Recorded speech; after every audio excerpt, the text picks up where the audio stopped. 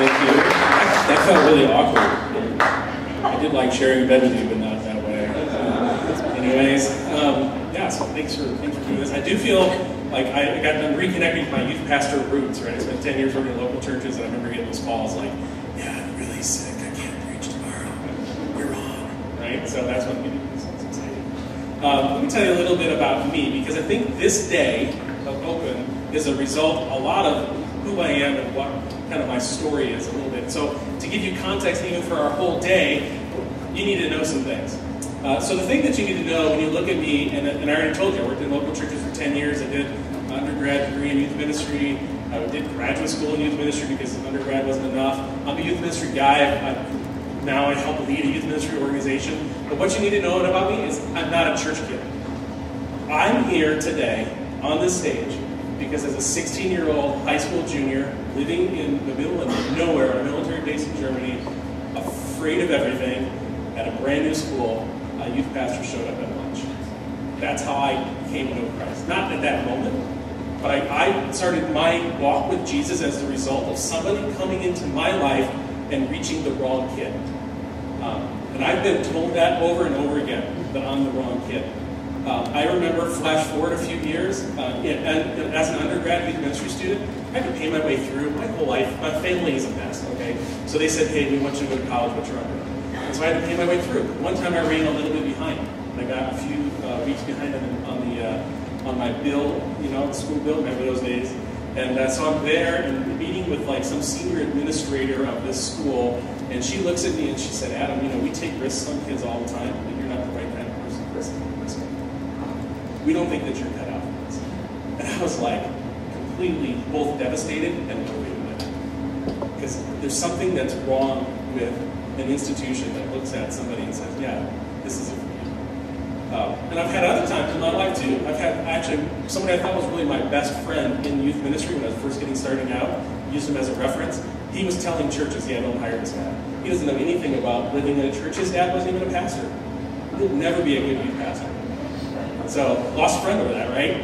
So I'm used to being the wrong kid. And when we start thinking about Open, Open's desire at the end of the day is to reach more of the wrong kids. That's what's behind so much of this. And we'll talk a little bit about, let's explore a little bit more about what that means together this morning. Okay, so Open is we. The agenda is we. So often when we do youth ministry training stuff, it's about another agenda. It's about something else. And I know that because I've led those events. I've been there for that. This event is different. What we've done is intentionally flipped the typical youth ministry training event, and there's nothing wrong with those. I help lead them. But we flipped it upside down. And we've said, we think that new ideas come from the front lines. We don't think they come from a dude's office who speaks 60 times a year, who does research on what youth ministry changes need to happen. We know that it happens from you guys, from that are out there doing it and go, hey, that didn't work, this thing didn't work. I need to try something else. And that's really where we see innovation happen. So this thing, Open, is a celebration of finding those ideas. We do one of these in Paris. Actually, the next one's in 6 weeks for anybody who wants to go. But last year we were in Paris, and I had a guy come from Germany. If you know anything about Germans, they're very direct and very just culturally blunt. And so he walks up to me, and he had just been on an overnight bus with 6 of his volunteers, and he walks up to me and goes, so why are we doing this? Why are we doing this? And I looked at him and I said, Marcus, first of all, thanks for coming. It's crazy that you slept on a bus last night. We're doing this for the sake of curiosity. We are curious about what's happening. And those new ideas will be found. So that's us. You are the agenda. We're going to hear today from stuff that's both inside and outside the mainstream of youth ministry. We do that intentionally because we know people that are inside the mainstream of youth ministry. Like you're in a room that I would consider to be kind of the mainstream of youth ministry, right? Most of us do not have a youth room that's like this. Is that a fair statement? Right? There might not be another youth room like this in Colorado. Is that true? So we know that this. So we're going to hear from people from the mainstream, but also people that are doing things a little bit differently. And our hope is that those ideas kind of get together and kind of work around in your minds and at your tables and birth new ideas. Because youth ministry is an industry that is desperate for new ideas. So here's where we're going. Let's talk about why we do this.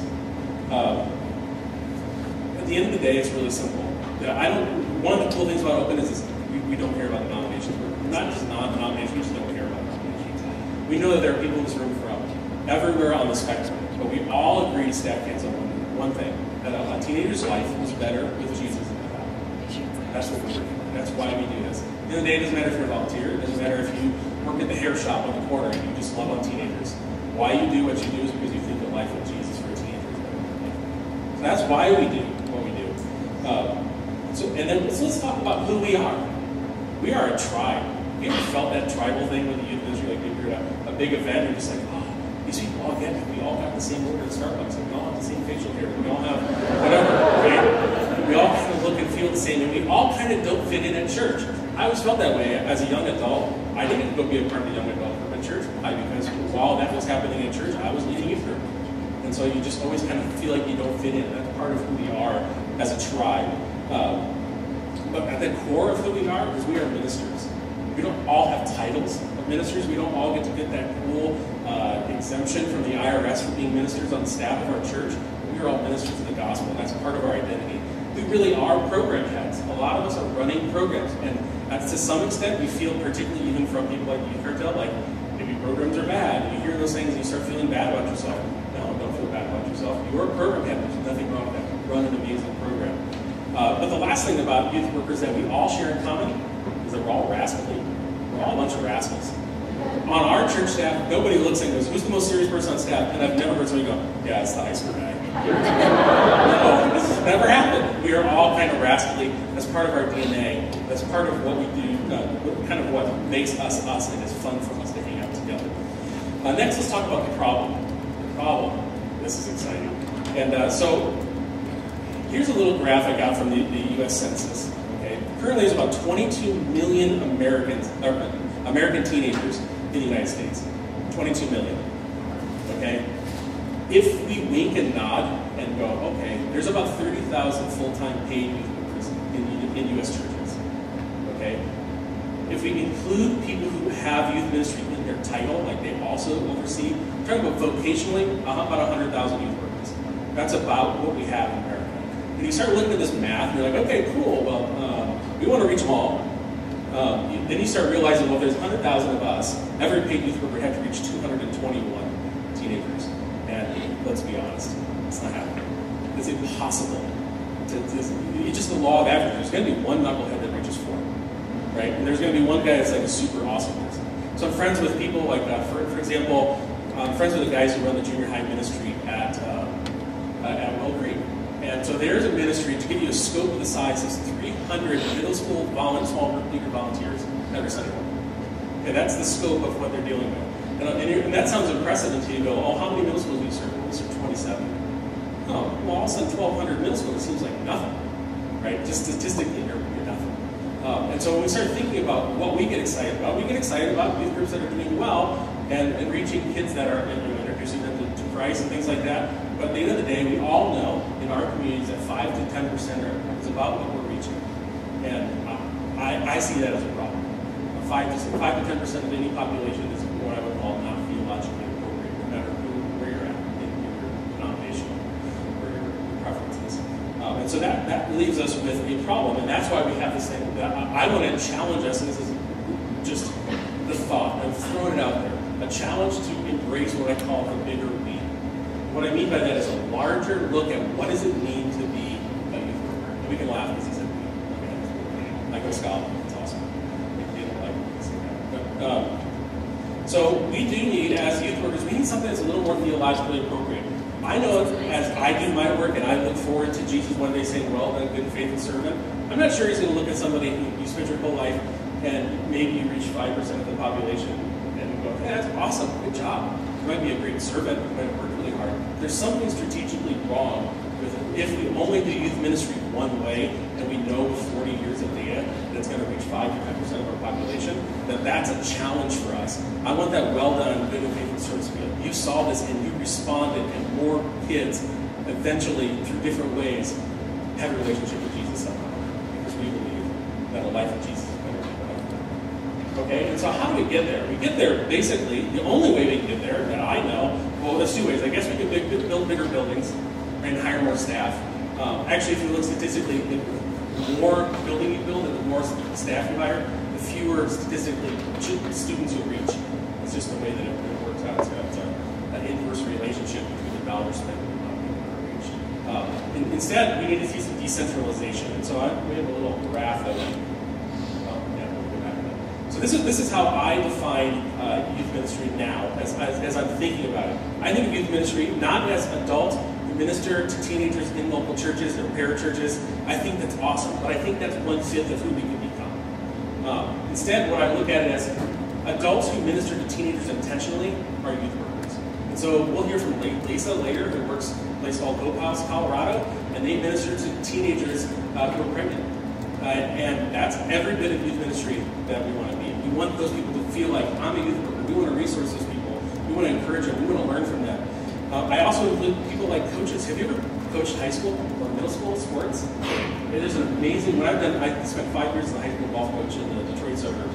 And more than half of the guys that coached boys sports were Christian men, and the reason they did it because they wanted to invest in the young men in that community. Nobody calls them youth workers, but they totally are. We don't resource them that way. We don't think of them that way. They totally are.